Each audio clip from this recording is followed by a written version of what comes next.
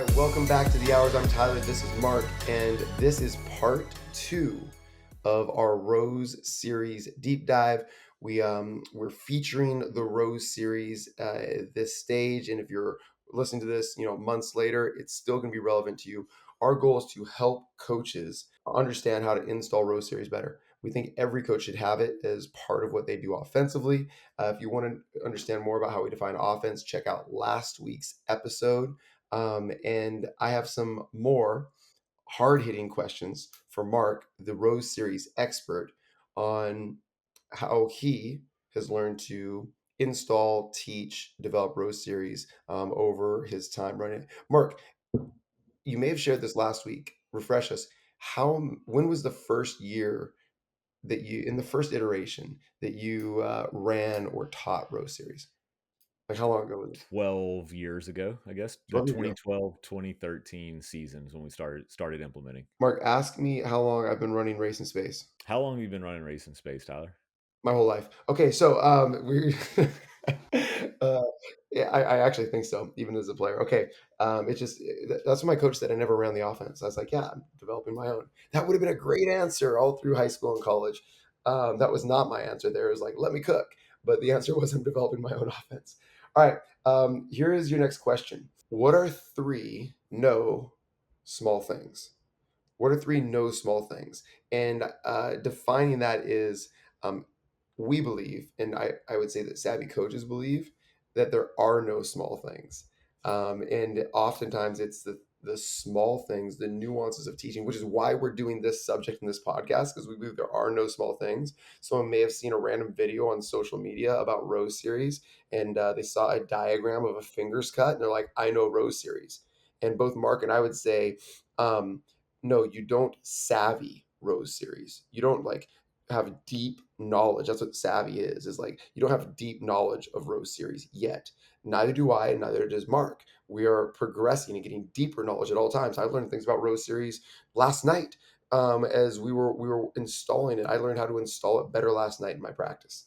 And so that's what a savvy coach is we're always on this journey to understand more deeply. So we believe there are no small things. So these would be like small things that we think are actually not that small. Mark has not heard these questions. He is responding live. I got to think about these questions in advance. Go ahead, Mark.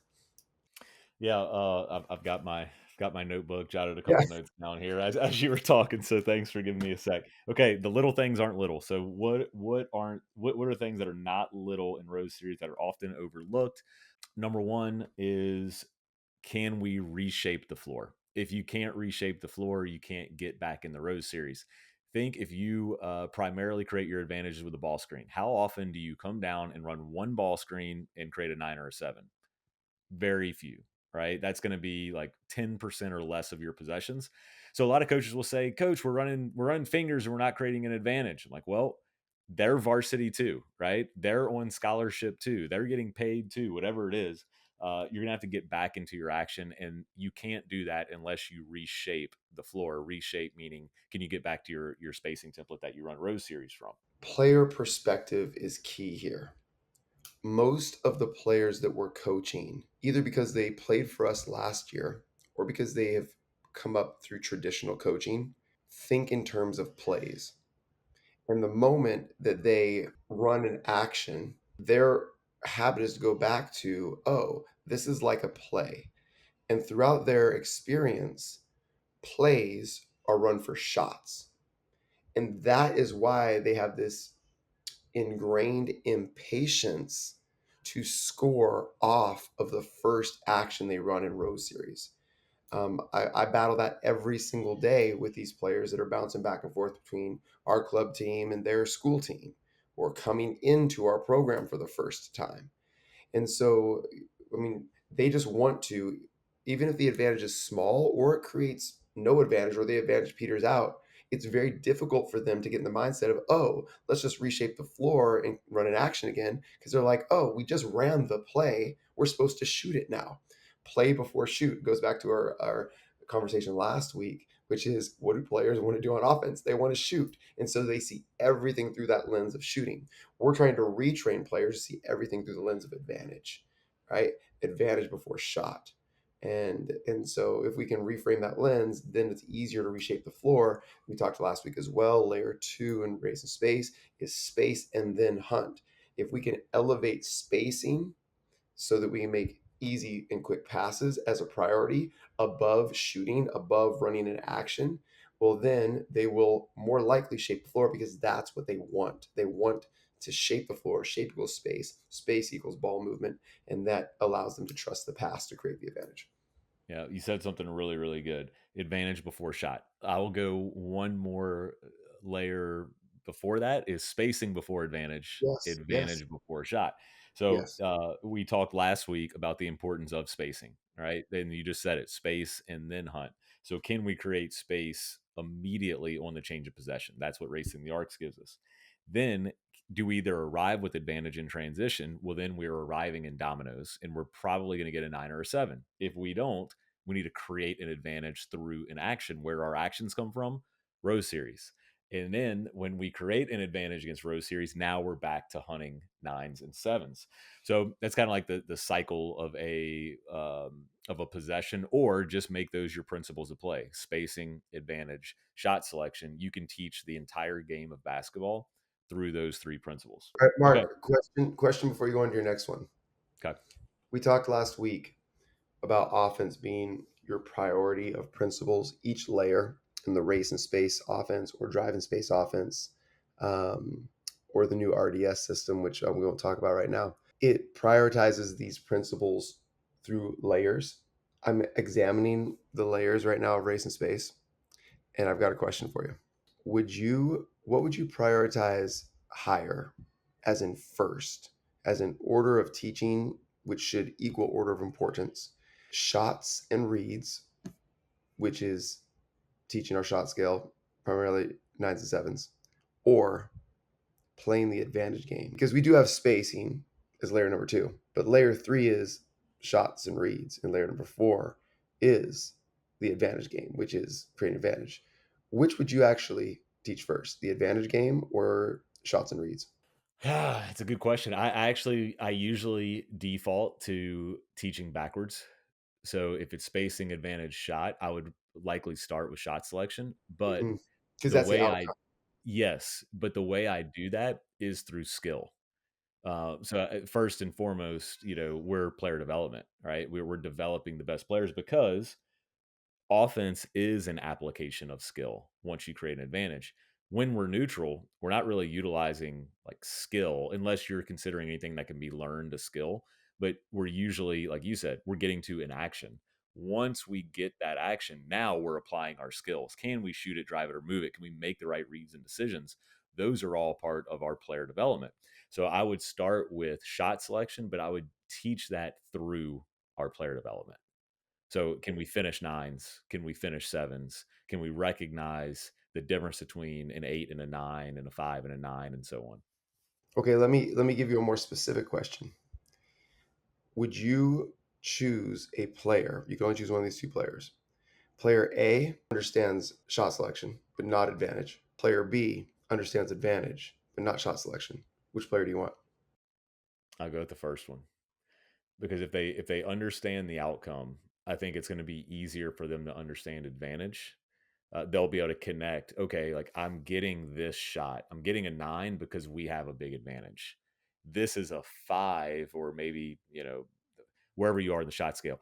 This is a five because this is a small advantage shot. I think it'd be easier to teach that player how to use and expand advantages rather than a player that understands advantages but may be unwilling or to take or to be more patient to get better shots. Okay, I'm going to take the opposite stance, and I'll tell you why. And I think both are very obviously very good, and each coach listening should know their why. All right, Uh, look, before you start, this is a good way to have coaching conversations. As a head coach, if you have something and you're looking for your assistant's advice, just are you 100% convinced? Are you 50-50? Like with my answer, I was kind of like, I think this way. So I'm like 66% there. See if you can sway me to the other side. See if you can get me below 50% my answer. I look forward to that. Another question first. How often are you 100% on an idea. So if you're 60-40 on this one, how often are you 100? Very little. Yeah, same. And I think that that in and of itself is another, we're savvy coaching. Is it like I think we're on a mission to like make coaches more savvy. That's the name, but like this would be a savvy coaching core belief is like rarely 100. Like rarely 100. There's few things I'm 100 on. Okay, firm on principles. I would say on my principles, I'm probably at 100, right? Like, do I believe in the value of spacing? Do I believe in the value advantage? Do I believe in the value of shot selection? Those things are likely never going to change. I'm very, I'm not going to say, hey, we hunt fives, right? Like we're hunting nines and sevens. I'm 100% convinced that's the best way to win, but I'm flexible on how we get there. And that has been the nuance between race and space and drive and space. Question we get: what's the difference? Principles are all the same. Like Tyler and I are pretty firm on the way we believe the way the game should be taught and played, but we're pretty flexible in how we get there. There are things that differ, but the end result is always going to be we value pace or racing. We value transition, we value shot selection, we value advantage, we value running action to create advantage instead of a play to get a shot. Those things 100% convinced on. Probably everything else I could be swayed in one direction or another. Yeah, that's a really good articulation, and I have to pick a bone with you being 100% against fives because that's when I'm probably only 72% against. And here's why. I would much rather my best player take a five than my worst player take a seven. And at times, my worst player take a nine. I mean, nine maybe, but like maybe more like an eight, An right? eight, yeah. So I think there are there's for that particular one for me.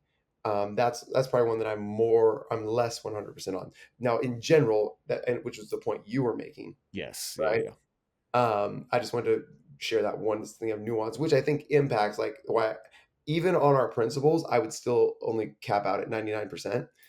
Because I think like there's someone somewhere at some time that could convince me that we shouldn't have spacing. I can't imagine what it is, but I'm sure that there's something. Like maybe the Well, rules of the game change. I don't know. yeah. Okay, so it could be, right? But also it's the nuance. Oh, we might have poor spacing on this side of the floor, which means we have really great spacing on the other side of the floor. So we could, you get lost in the weeds there, but yeah. I love Um, getting that's right. That's my favorite place to be lost. that's Okay. right. And then we're coming back. Don't worry. We're coming back to no small things on Rose series. But We're I just on didn't number 1, by the way. I mean, we left number one in the dust a while ago. We are just on number one. But I asked you this whole line of thought started because I asked you, would you rather have a player that had the skill? I'm going to say that everything that can be learned is a skill. I'm going to use that definition for this. Has the skill of shot selection, right? Or would you rather have a player that's the skill of, and I think I said advantage, and I think you took it as, and not incorrectly, recognizing advantage and levels of advantage. And I am going to take it as, and I think maybe in my mind was thinking of it as, has the skill of playing in advantage, of course, which would include recognizing it, right? Which maybe would change your answer. Like the skill of taking and making nines and sevens and not fives, taking and making. That's a skill, right? They can shoot, and I'm including finishing and shooting, versus the skill of recognizing and using advantage. Does that change your answer at all or no? Because it may not. Yes, it does change my answer. I just thought they had now, and especially if you're talking about a player that can exploit advantages, then yes, definitely would. I would rather that player. Okay, cool. Then all right, I would rather that But player let's too. just pretend. Let's just pretend we disagree and tell me why. Okay, I think it's a more rare skill and therefore more valuable. I'm a capitalist at heart, I suppose. Supply and demand. There are more people that can recognize when they're wide open and capitalize on that, make nines and make sevens. Shooting is incredibly valuable, but there are generally more people that can hit a spot up three than players that can recognize advantage and exploit that advantage to then break the defense to engage two. There's less of those players. I mean, just look at any professional team, right? You have less primary points of attack, primary ball handlers, and you have more off ball finishers, whether that be from three or at the rim. So it's just more rare. Yeah. The first player is gonna be the benefactor of defense being in the blender, right? They just get to stand in the corner, catch and shoot. The other ones are probably making those dominoes fall more. Yeah, which goes back to like, layer three of race and space shots and reads. Like, what reads can a player make? And we try to go down in rarity, right? And so like layer two is like a finisher, and that is the player we're talking about. They can recognize a nine or seven, they can finish the advantage, right? If layer one is just a contributor, right? They don't have the skill of finishing. They can't shoot, they can't finish, right? They just contribute and they just try to pass the advantage on. Layer three being the creator, and that's what we're talking about right here, right? Someone that can recognize and create when they have an advantage, right? Layer four being an action player, someone that from neutral can use an action really well to create that advantage. And layer five being an ISO, someone that without an action can actually in isolation create an advantage from nothing in space. That being the most rare and therefore the most Yeah. valuable. If you have 2 or more ISO players, you probably don't need to run any offense. I don't Just need to run any just create offense. space and you're good. You'll Yeah, get 9s and 7s. exactly. And that's where it's like, oh, what a great coach. No, anybody could create good advantages with But that talent. I will say the argument against that is if you're not a competent coach or then you could screw that up. You could have Yes, those players and say, "Hey, let's run offense." Like, "Hey, yes, let's run absolutely. flex or let's run this," and you got these players that don't need to run offense. Yeah, I was only 86% committed to that answer. Circling back, your second, no small thing. The eyes. So, teaching players where to look and what to read. So, when we have the ball in the action spot, if we don't shoot it, drive it, then we're going to move it and nothing stops the ball from moving. We prefer to move the ball with the pass because it's going to be faster. So if I get a catch and I'm not going to shoot it or drive it, meaning we're not at advantage, my eyes should go across the floor as fast as possible. So that is going to be something I'm looking forward to working with this program in our next program clinic is they want to go deeper in the Rose series. They're in year one, they're going in the year two, and I can guarantee you that training their eyes is going to give them exponential growth and being able to get to Rose series more, which is something that we talked about in the podcast last week. All right, you want to talk on that, or you want me to go number three? I would like to ask you another AB question on that one. Let's do it. When the ball sticks, when the ball stops moving, who is more often to blame, the passer or the receiver? The passer. Oh, so okay, got it. We get to disagree again. Let me make an argument here because I might be able to sway you. I would say the passer because I see more dominoes stop falling because they it actually goes back to my point is they don't know where to look. So I get the ball here and I'm looking at my defender that's neutral.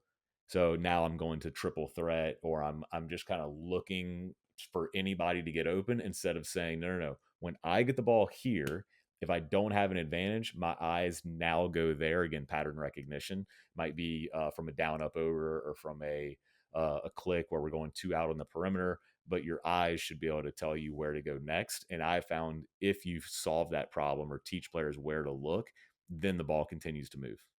Convince I me that agree it's the I agree receiver. with you. I'm actually 50-50 on this. Um, and let me share my spectrum with coaches because I think coaches, this is why I hope this serves you. Recognize the level that you're at and then address it. Everyone wants ball movement, but how do you address it? Most commonly, coaches like, oh, quit being selfish, quit dribbling around and pass the ball. Well, what's required for someone to pass the ball is a nearby and available receiver. And here's the spectrum that I have observed, in my opinion. At the lowest levels of play, I'd say it's much more likely it's the receiver's fault of the lack of ball movement.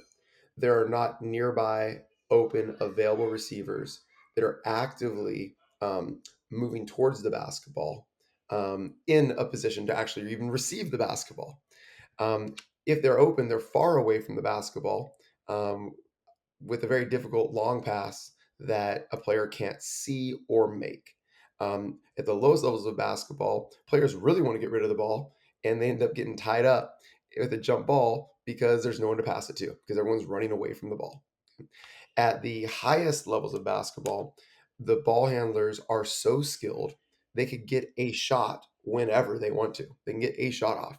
And so they're less incentivized to pass the basketball, and their teammates generally have enough IQ and enough experience to always be open and available. And yet it's the passer that is choosing not to move the basketball, and all along that spectrum and range. So I would agree with you in about half of all basketball instances. And in the other half, I would actually say it's the receivers, and that tipping point for me is at the small high school level. I would say, like, yeah, at the high school level, I think it tips to passer. At like the less experienced high school level and small high school level, it tips more towards the receivers, in my opinion. Yeah. Number three, little things aren't little. Here's what is actually massively undertaught in Rose series is, and we touched on it a little bit last week, but you don't always have to use it.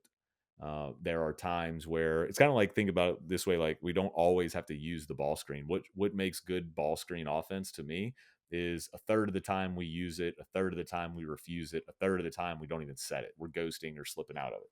So same thing with Rose Series.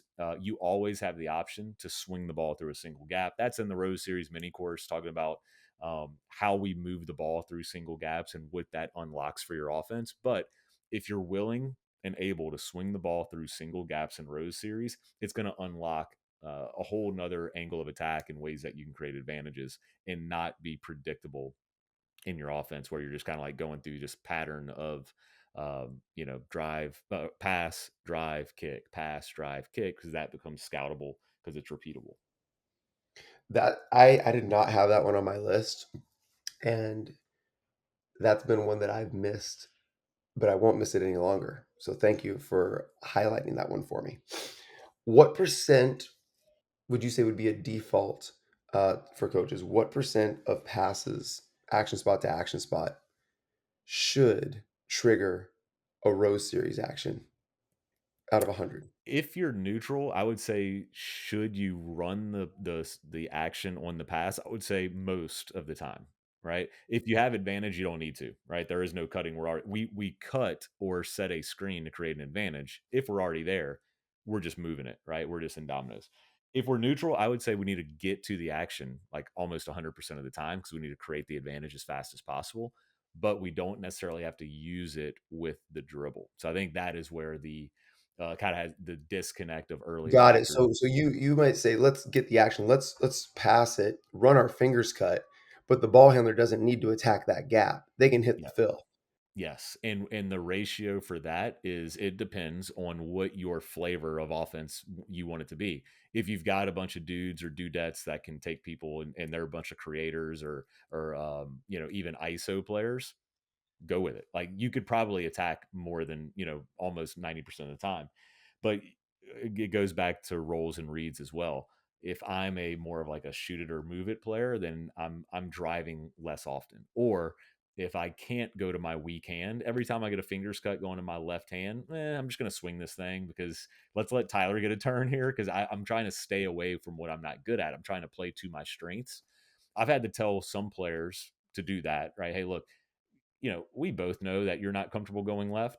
Let's just look to move that ball and just keep it moving so we can get to the next action faster, rather than you drive, bounce out, or just get neutralized and we got to reset.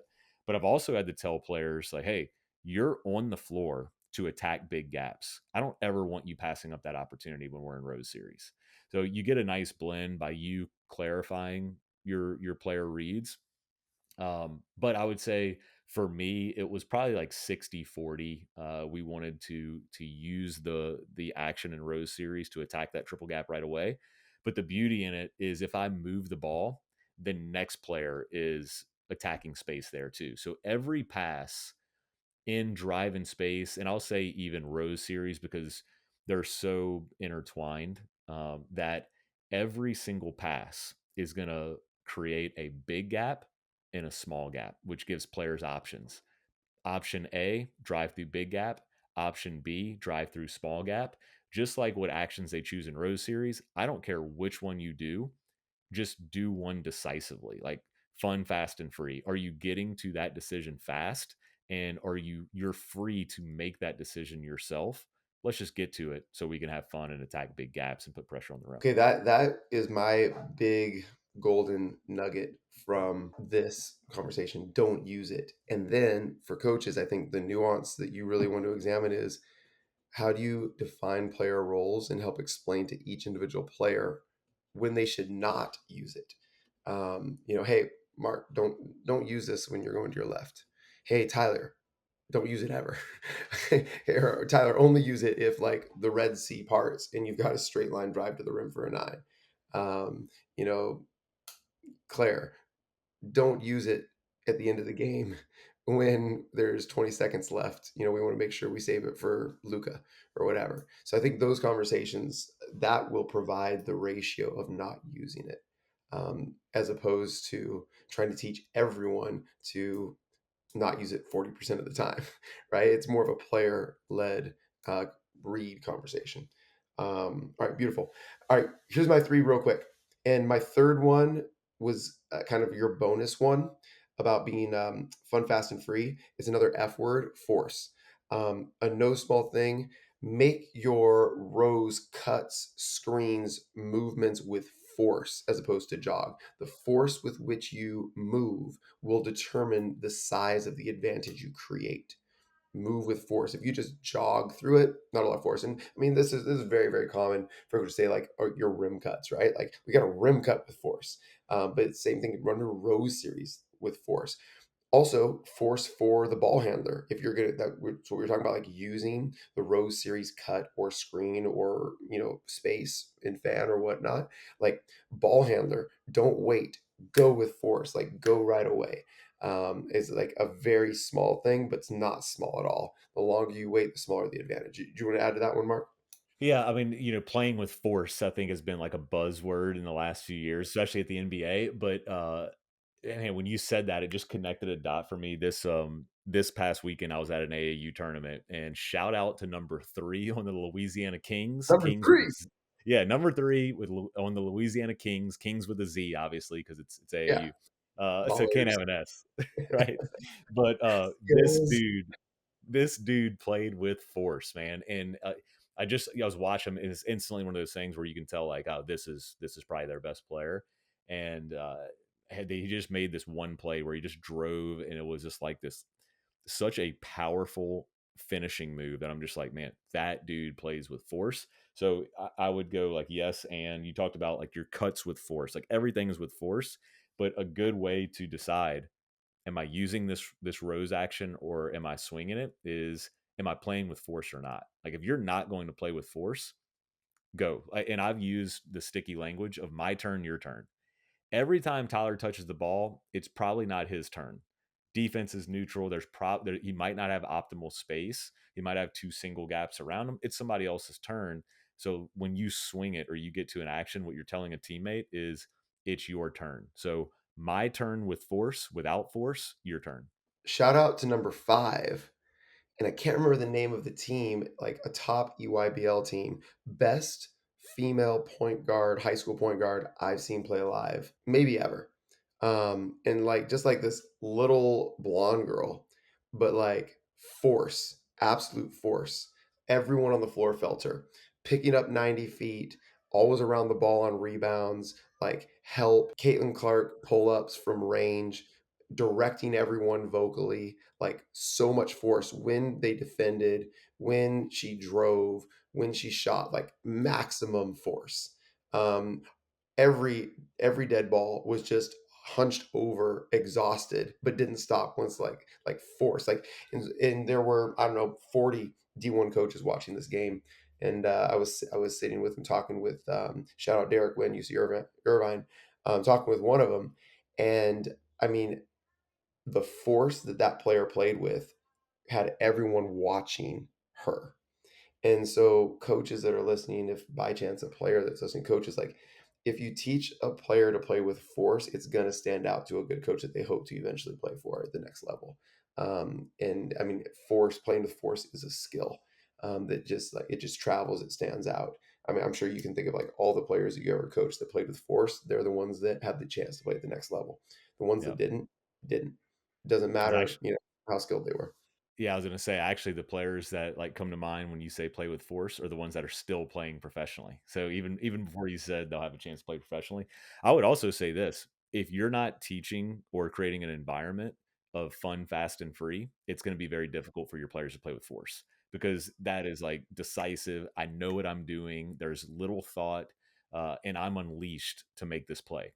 And the play is always going to be yours, but maybe not the shot, right? It might be my play, but I've got Tyler in the corner for an open seven.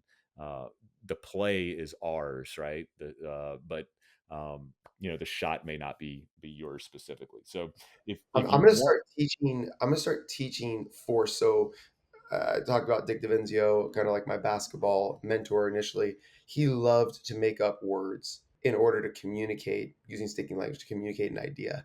And so I think like he would love this one. So I'm going to start spelling force with three F's, F, force, because it's true. Like what does force look like? I mean, everyone that's playing with force, like they are just like they're like a sheepdog chasing sheep out there, tongue out, like they're having so much fun, just banging into people. You know, like they're that's force. You're having fun. Force means you are doing everything fast, right? Racing the arcs fast, cutting fast, defending fast, flying in for rebounds fast. You're moving around more than people. You're covering more ground. And then if you play with force, you are free. Free means aggressive, the aggressor. You're not tentative. You're not scared. Like that's really what force looks like. I think it's triple F force. I'm teaching it in my program clinic this weekend as well. all right, let's end this podcast on something that is gonna be fun. Maybe this might not make sense, but you mentioned sheepdog, and it Yeah. reminded me of one of my favorite quotes, and it's one that I used at some point with my team every year. The sheep pray the wolf never comes, but the sheepdog lives for that day. And that's the mentality I wanted my teams to play with. Is like, oh, we're playing the number one team in the state. Let's freaking go. Like this is what we've been preparing for. It's not, oh no, next week we've got to play this team, right? What's gonna happen? Are they gonna beat us? It's like, no. That's why we're here. Like, bring it. It doesn't matter who we play, when we play, where we play, bring it. We are the sheepdog. Come on, Wolf, come into our house. And then same type of mindset. I use this one with my team every year, and I've used it with coaches that are on the fence about adopting a savvy system. I don't know if I have the players to do this, or I don't know if I have the time to do this, or I don't know if this is the right time in my career to make a change. You don't want to design your systems to beat the best team on your schedule. You want to design your systems to be the best team on your schedule, where everybody is hunting you and you're not hunting anybody. Like, you're at the top of the food chain. I was listening to a podcast, and I won't say what the podcast was about, but this guy was saying, like, hey, I'm not scared of the boogeyman. I am the boogeyman. And I was like, oh, instant respect. So design your systems to be the boogeyman where everybody fears you. So if you've been on the fence about joining Savvy, if you've been on the fence about running Rose Series or Drive in Space or Race in Space or Lock Left, whatever it is, like, think about, do you have that mentality where you are the sheepdog, you are the boogeyman, or are you a little hesitant because you're unsure? The unsure team can't play with force. I guarantee you, if you buy a savvy course or system, or you join our membership, you will learn how to create a fun, fast, and free environment. I think you'll be shocked at the results in year one. Yes. Well said. That's a great place to end it. And stay tuned for next week because I've got more questions for Mark, more around um, the three best ways practically to teach and install row series. What games do you use? What drills might you run? So I look forward to next week. I mean, exactly. All right, Mark, this has been fun. Great job. And everyone that's listening, thank you for listening. Check us out at savvycoach.com. Until next time, stay savvy. Stay savvy.